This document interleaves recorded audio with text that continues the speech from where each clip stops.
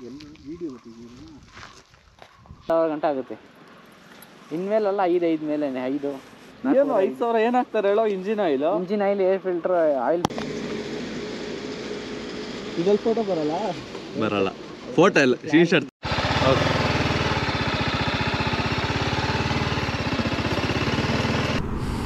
ಎಲ್ಲೋ ಸ್ಟಾರ್ಟೇ ಆಗ್ತಾಯಿಲ್ಲ ಇದು. ಓ ಬಟನ್ ಹೊಡೆದ್ರೆ ಡಿಫ್ರೆಂಟ್ ಆಗೈತೆ. ಇದು ನೇಕಡ್ ಬೇಕೆ. ಆಮೇಲೆ ಇದರಲ್ಲಿ ಏನು 200cc ಗಾಡಿ ಇದು. ನನಗಷ್ಟೇ ಗೊತ್ತಿರುತ್ತೆ ಈ ಗಾಡಿ ಬಗ್ಗೆ. ಊರುಗಳೆಲ್ಲ ಈ ಥರ ಸ್ವಲ್ಪ ಇವೆ. ಇವಾಗ ಇದಲ್ಲ, ಇವಾಗ ಅಲ್ಲಿ ಊರು ಬಂತಲ್ಲ, ಅಲ್ಲೆಲ್ಲ ಸ್ಲೋ ಮಾಡ್ಕೋಬೇಕು. ಯಾಕಂದರೆ ಇಲ್ಲಿರೋರೆಲ್ಲ ಏನು ಇಂಡಿಕೇಟ್ರು ಆರನ್ನು ಏನು ಫಾಲೋ ಮಾಡೋದು, ನುಗ್ತಾ ಇರ್ತಾನೆ ರೋಡಲ್ಲಿ ಹಂಗೆ ಸುರ್ರು ಅಂದ್ಬಿಟ್ಟು. ಆ ಥರ ಎಲ್ಲ ಇರ್ತೈತೆ ನೋಡಿಕೊಂಡು. ಅಮ್ಮ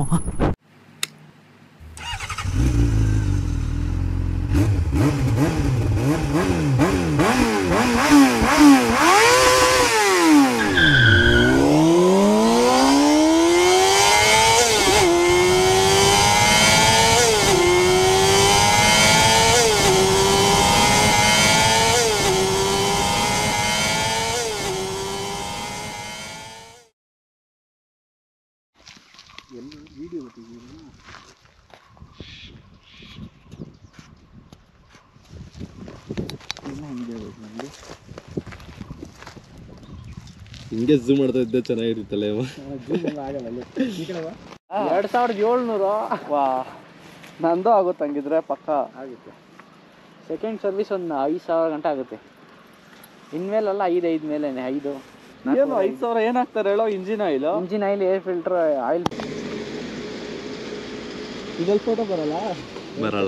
ಫೋಟೋ ಇಲ್ಲ, ಶೀಟ್ ಶರ್ಟ್ ತಗೋಬೇಕಲ್ಲ. ಹಿಂಗೆ ಇದನ್ನೇ ವೀಡಿಯೋನೇ ಶೀಟ್ ಶರ್ಟ್ ತಗೋಬೇಕಷ್ಟೇ. ಫೋಟೋನೇ ಬರ್ತಿದೆ ಇದರಲ್ಲಿ. Photo time lapse video. ನಾನು ಹೋಗಿದ್ದೆ ಅವತ್ತು ಅದೇ ಬೆಟ್ಟಕ್ಕೆ ಆಫ್ ರೋಡಿಂಗ್.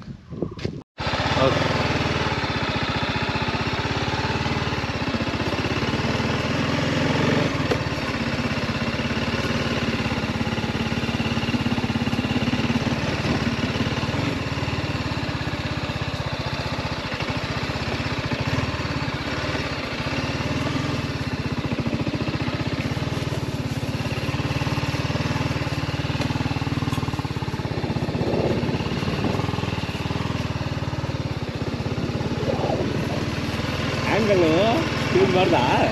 ಇಲ್ಲ, ಆಮೇಲೆ ಮಾಡಬೇಕು.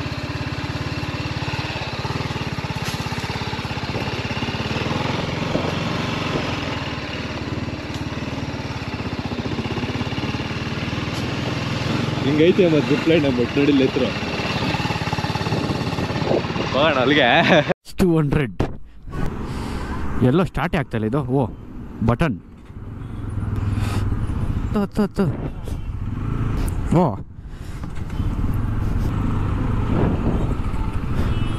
ಇದು ಫುಲ್ಲೇನೋ ಹೊಡೆದ್ರೆ ಡಿಫ್ರೆಂಟ್ ಆಗೈತೆ. ಇದು ನೇಕಡ್ ಬೇಕೆ. ಆಮೇಲೆ ಇದರಲ್ಲಿ ಏನು 200cc ಗಾಡಿ ಇದು. ನನಗಷ್ಟೇ ಗೊತ್ತಿರುತ್ತೆ ಈ ಗಾಡಿ ಬಗ್ಗೆ. ಅದಕ್ಕೆ ಅದೆಲ್ಲ ಓಡಿಸ್ಬಿಟ್ಟು ಇದು ಓಡಿದ್ರೆ ಈಸಿಯಾಗಿ ಓಡಿಸ್ಬೋದು. ಇದು ಓಡಿಸ್ಬಿಟ್ಟು ಅದು ಓಡಿಸ್ರೂ ಈಸಿಯಾಗಿ ಓಡಿಸ್ಬೋದು. ಈ ಮಿರರೇ ಕಾಣಿಸ್ತಾ ಇಲ್ಲ ಇದರಲ್ಲಿ.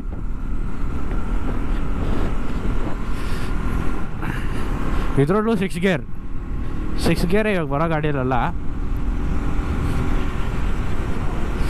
ಸೂಪರಾಗಿ ಐತೆ ಇದು ಓಡ್ಸೋಕ್ಕೆ.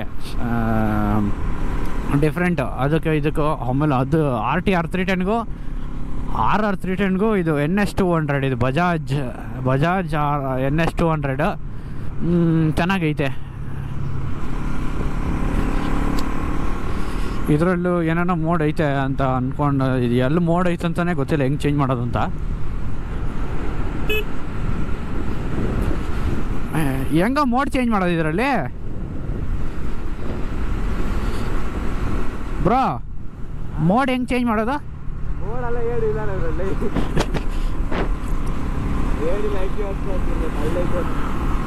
ಹಾಂ, ಇಲ್ಲೈತೆ. ನನಗೆ ಗೊತ್ತಿಲ್ಲ. ಏನೋ ಮೋಡ್ ಅಂತ ಐತೆ, ಇನ್ನೊಂದೇನೋ ಎಸ್ ಅಂತ ಐತೆ, ಏನಂತ ಗೊತ್ತಿಲ್ಲ.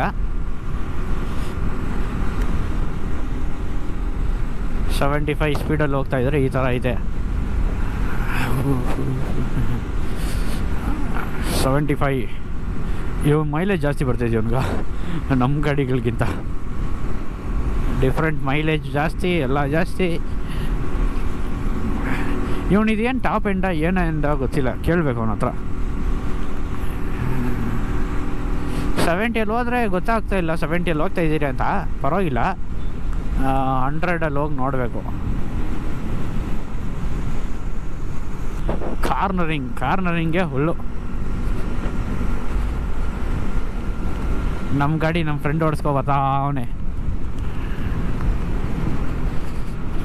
ನೋಡಿ.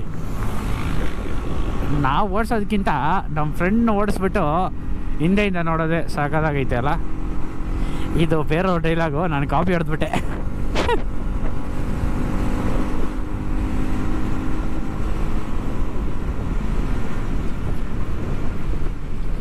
ಇದರಲ್ಲೂ ಮುಂದೆ ಡಿಸ್ಕೋ ಬ್ಯಾಕು ಡಿಸ್ಕೋ ಐತೆ ಅನ್ಕೊತೀನಿ.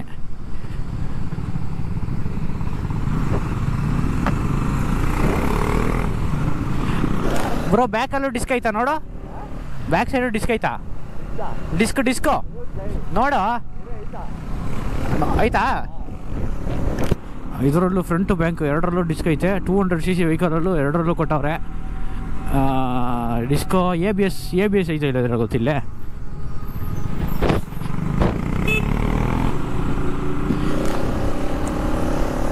ಇದು ಅವನ ಹತ್ರನೇ ಕೇಳೋಣ. ಇದೇನೋ ಡಿಫ್ರೆಂಟಾಗಿ ಸೌಂಡ್ ಬರ್ತೈತೆ. 315 ಕಿಲೋಮೀಟ್ರ್ ಇಸ್ಕೊಂಡವನು ಓಡಿಸ್ದಾಗಿಂದ ಸ್ಟಾರ್ಟ್ ಮಾಡಿದಾಗಿಂದ. ಸೂಪರಾಗಿ ಓಡಿಸ್ತವ್ರು ಇವ್ರು ಬೇರೆ. 200cc 310cc difference. ಇದು ಎ ಬಿ ಎಸ್ ಐತಪ್ಪ ಇದರಲ್ಲೂ. ಎ ಬಿ ಎಸ್ ಐತೆ, ಇಲ್ಲ ಐತೆ ಇದರಲ್ಲೂ ಎ ಬಿ ಎಸ್ ಐತೆ.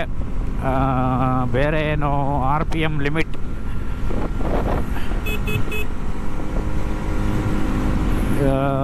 90 ಹೋಗ್ತೈತೆ ಗಾಡಿ. 90 ಹೋಗೋ ಥರ ಫೀಲ್ ಆಗ್ತಾಯಿಲ್ಲ, ಚೆನ್ನಾಗಿ ಐತೆ. 100 ದಾಟ್ಬಿಟ್ಟೆ. 101 ಚೆನ್ನಾಗಿ ಐತಪ್ಪ. ಏನು ವೈಬ್ರೇಷನ್ ಆ ಥರ ಎಲ್ಲ ಏನಿಲ್ಲ. 100+ ಹೋದ್ರೂ ನಾವು ಇವಾಗ 103 102 ಅಲ್ಲೇ ಹೋಗ್ತಾ ಇರೋದು. 100 101 102 ಚೆನ್ನಾಗಿ ಐತೆ ಡಿಫ್ರೆಂಟಾಗಿ. NS 200 ಇಸ್ಕೊಬೇಕು ಅಂದ್ಕೊಂಡಿರೋರು ಕಣ್ಣು ಮುಚ್ಕೊಂಡು ಇಸ್ಕೊಬೋದು. ಬೇರೆ ಏನು ಪ್ರಾಬ್ಲಮ್ ಐತೆ ಅಂತ ಗೊತ್ತಿಲ್ಲ ಇದರಲ್ಲಿ. ಏನೋ ಡಿಸ್ಅಡ್ವಾಂಟೇಜ್ ಐತಾ ಅಂತ ಏನು ಡಿಸ್ಅಡ್ವಾಂಟೇಜ್ ಐತೆ ಅಂದ್ರೆ ತಂಡ್ರಿ ಇಲ್ಲೇ ನಾವು ದೇವಸ್ಥಾನಕ್ಕೆ ಬರ್ತಾಯಿದ್ದೀವಿ ಯಾವಾಗೂ. ಇದರಲ್ಲಿ ಕಾರ್ನರಿಂಗ್ ಎಲ್ಲ ಮಾಡೋಕ್ಕೆ ಕಷ್ಟ ಐತೆ. ಗಾಡಿ ವೆಯ್ಟ್ಲೆಸ್ ತುಂಬ. ಎತ್ತಿದ್ರೆ ಎತ್ಬಿಡ್ತೈತೆ ನಾವು. ವೀಲಿಂಗ್ ಇದು ವೀಲಿಂಗೇ ಬರೋಲ್ಲ ನಮಗೆ. ಆ ಸಾಹಸ ಎಲ್ಲ ಮಾಡೋದು ಬೇಡ. ಭಯ ಆಗ್ತೈತೆ ಬೇರೆ ಇದರಲ್ಲಿ. ಇದು ಚಿಕ್ಕ ಗಾಡಿ ವೆಯ್ಟ್ಲೆಸ್ ಅಲ್ವಾ, ಅದಕ್ಕೆ ಸೌಂಡ್ ಏನೋ ಡಿಫ್ರೆಂಟಾಗಿ ಬರ್ತೈತೆ. ಆದರೆ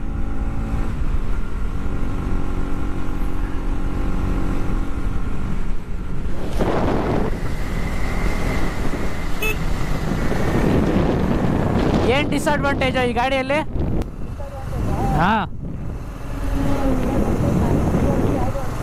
ಓಕೆ.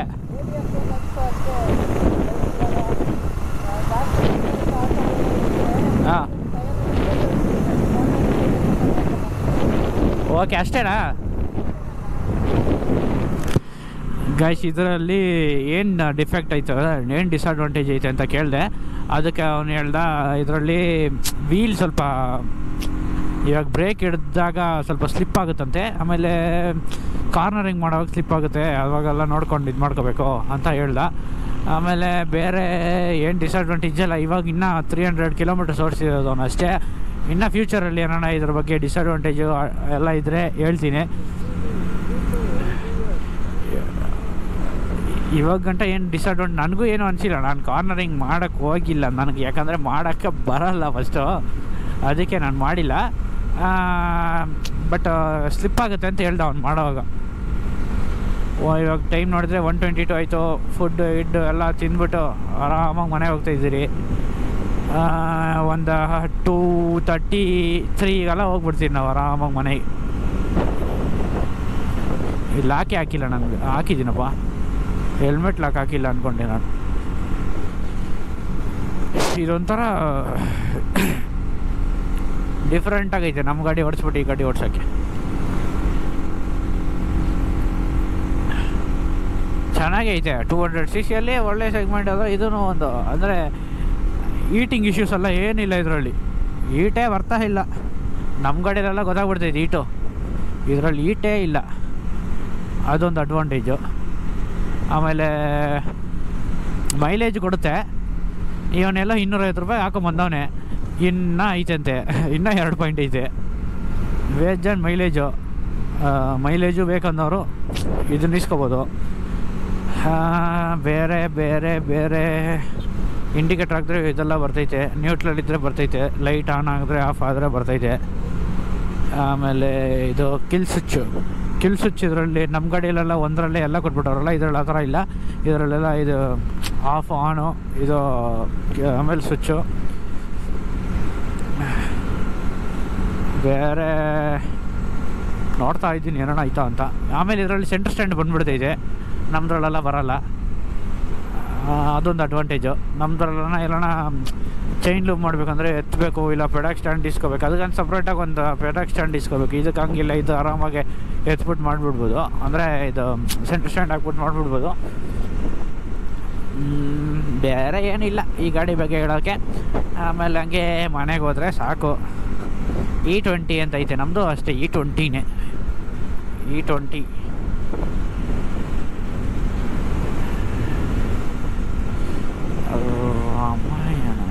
ರಾಮಾಯಣ ಡಿಫ್ರೆಂಟಾಗಿ ಚೆನ್ನಾಗೈತೆ. ಊರುಗಳೆಲ್ಲ ಈ ಥರ ಸ್ವಲ್ಪ ಇವೆ. ಇವಾಗ ಅಲ್ಲಿ ಊರು ಬಂತಲ್ಲ, ಅಲ್ಲೆಲ್ಲ ಸ್ಲೋ ಮಾಡ್ಕೋಬೇಕು. ಯಾಕಂದರೆ ಇಲ್ಲಿರೋರೆಲ್ಲ ಏನು ಇಂಡಿಕೇಟ್ರು ಆರನ್ನು ಏನು ಫಾಲೋ ಮಾಡೋದು, ನುಗ್ತಾ ಇರ್ತಾನೆ ರೋಡಲ್ಲಿ ಹಂಗೆ ಸುರ್ರು ಅಂದ್ಬಿಟ್ಟು. ಆ ಥರ ಎಲ್ಲ ಇರ್ತೈತೆ. ನೋಡಿಕೊಂಡು ಬರಬೇಕು ಈ ಥರ ಊರಲ್ಲೆಲ್ಲ. ಇಲ್ಲಿ ಅಂಶ ಇರ್ತೈತೆ. ಊರು ಬಂದುಬಿಟ್ರೆ ಅಂಶ ಇದ್ದೇ ಇರ್ತೈತೆ. ನೋಡಿಕೊಂಡು ಬನ್ನಿರಿ. ಆಮೇಲೆ ಇನ್ನೇನು ಈ ಕಡೆ ನಾರ್ಮಲ್ ರೋಡಲ್ಲಿ ಸ್ಪೀಡಾಗಿ ಹೋಗ್ರಿ. ಆಮೇಲೆ ಈ ಥರ ಹಳ್ಳ ಇರೋ ರೋಡಲ್ಲಿ ಮಾತ್ರ ಸ್ಪೀಡಾಗಿ ಹೋಗೋದು ಬೇಡ, ಯಾಕಂದರೆ ವಾಬಲ್ ಆಗಿಬಿಡ್ತೈತೆ ಗಾಡಿ. ಆಮೇಲೆ ಕಂಟ್ರೋಲೇ ಸಿಕ್ಕಲ್ಲ. ಈ ಗಾಡಿ ಅಂತಲ್ಲ, ಯಾವುದೇ ಗಾಡಿ ಆಗಲಿ, KTM ಆಗಲಿ, KTM 390 ಅಷ್ಟೇ.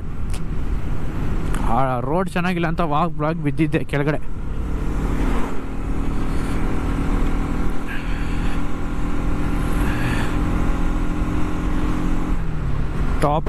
ಟಾಪಲ್ಲೇ ಓಡಿಸ್ಬೇಕು, ಅವಾಗೆ ಮೈಲೇಜ್ ಬರ್ತೈತೆ. ಇವ್ರು ಹೆಂಗೆ ಓಡಿಸ್ತಾರೋ ಸುರ್ರ ಹೋಗ್ತಾ ಇರ್ತಾರೆ. ನಾನೊಂದು 70, 80, 90, 100 ಒಳಗಡೆನೇ ಹೋಗೋದು, ಅದಕ್ಕೆ ಮೇಲೆ ಹೋಗಲ್ಲ.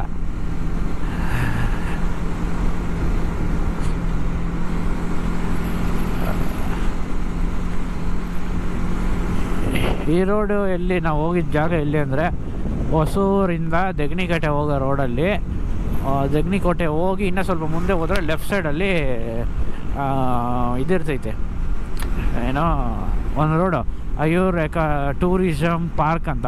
ಆ ಪಾರ್ಕ್ ಒಳಗಡೆ ಹೋಗಿ ನೋಡಿದ್ರಿ, ಬಟ್ ಏನೂ ಇರಲಿಲ್ಲ ಆ ಪಾರ್ಕ್ ಒಳಗೆ. ಯಾರೂ ಇರಲಿಲ್ಲ. ಏನು ಇತ್ತು, ಎಲ್ಲ ಇತ್ತು, ಜಿಪ್ಲೈನ್ ಇರೋ ಥರ ಇತ್ತು, ಮತ್ತು ಆಟ ಆಡೋದು ಅದು ಇದು ಎಲ್ಲ ಇತ್ತು. ಆದರೆ ಯಾರೂ ಇರಲಿಲ್ಲ ಅಲ್ಲಿ ಆಡೋಕ್ಕೆ ಹೋಗೋಕ್ಕೆ, ಯಾರೂ ಇರಲಿಲ್ಲ. ಸುಮ್ಮನೆ ಒಳಗಡೆ ಹೋಗ್ಬಿಟ್ಟು ಒಂದು ಸೈಕಾಗಿ ಬ್ಯಾಂಬು ಫಾರೆಸ್ಟ್ ಒಳಗೆ ಹೋಗ್ಬಿಟ್ಟು ಬಂದ್ರಿ ಅಷ್ಟೇ. ಬೇರೆ ಅಲ್ಲೇನೂ ಇರಲಿಲ್ಲ. ಆಮೇಲೆ ಆ ಕಡೆ ಹೋದರೆ ಕೆರೆ ಒಂದೈತೆ, ಆ ಕೆರೆ ದಾಟಿದ್ರೆ ಇದು ಬರ್ತೈತೆ, ಏನದು ಕೆರೆ ದಾಟಿದ್ರೆ ಫಾರೆಸ್ಟೇ, ಏನಿಲ್ಲ. ಕೆರೆ ಒಂದಿರ್ತೈತೆ ಸೆಂಟ್ರಲ್ಲಿ, ಫಾರೆಸ್ಟ್ ಹೋಗ್ತಾನೆ ಇದ್ದರೆ ಮತ್ತೆ ಅಲ್ಲಿ ಹೋಗ್ಬಿಟ್ಟು ಯೂಟರ್ನ್ ಹಾಕೊಂಡು ಬಂದ್ಬಿಡೋದು ಅಷ್ಟೇ. ನಾವು ಸ್ವಲ್ಪ ದೂರ ಹೋಗ್ಬಿಟ್ಟು ಆಲ್ಮೋಸ್ಟ್ ಒಂದು 6-7 ಕಿಲೋಮೀಟ್ರ್ ಹೋಗ್ಬಿಟ್ಟು ರಿಟರ್ನ್ ಆಗಿಬಿಟ್ರಿ. ಏನೂ ಇಲ್ಲ. ಮತ್ತೆ ನೀವು ಇದು ಕೇಳಿದ್ರೆ ಅಲ್ಲಿ ನಿಲ್ಲಿಸ್ಬಿಟ್ಟು ಅವ್ರು ಹೇಳಿದ್ರು ಇಲ್ಲ ಏನಿಲ್ಲ ಅಷ್ಟೇ. ಇನ್ನು ಆ ಕಡೆ ಹೋದರೆ ಊರಿಗೆ ಹೋಗುತ್ತೆ, ಯಾವುದೋ 2 ಊರಿಗೆ. ಒಂದು ವಾಟರ್ ಫಾಲ್ಸು ಐತೆ, ಆದರೆ ದೂರ ಐತೆ ಸ್ವಲ್ಪ ಅಂದರು, ಒಂದು 20 ಕಿಲೋಮೀಟ್ರು. ಸರಿ ಏನು ಹೋಗೋದು ಬಿಡು, ಮನೆಗೆ ಹೋಗೋಕ್ಕೆ ಟೈಮ್ ಆಯಿತು ಅಂತ ಹೇಳಿದ್ರು. ಸರಿ ಆಯಿತು ಅಂದ್ಬಿಟ್ಟು ನಾವು ಬಂದ್ಬಿಟ್ರಿ. ಇವನು ಹೇಳ್ದ ಹೊಗೆನೆಕಲ್ಗೆ ಹೋಗೋಣ ಅಂತ. ಹೊಗೆನೆಕಲ್ಲಿಂದ 63 ಕಿಲೋಮೀಟ್ರ್ ಐತೆ, ಇಲ್ಲಾಂದರೆ ಹೋಗ್ಬೋದಾಗಿತ್ತು ಕಮ್ಮಿ ಇದ್ದಿದ್ರೆ.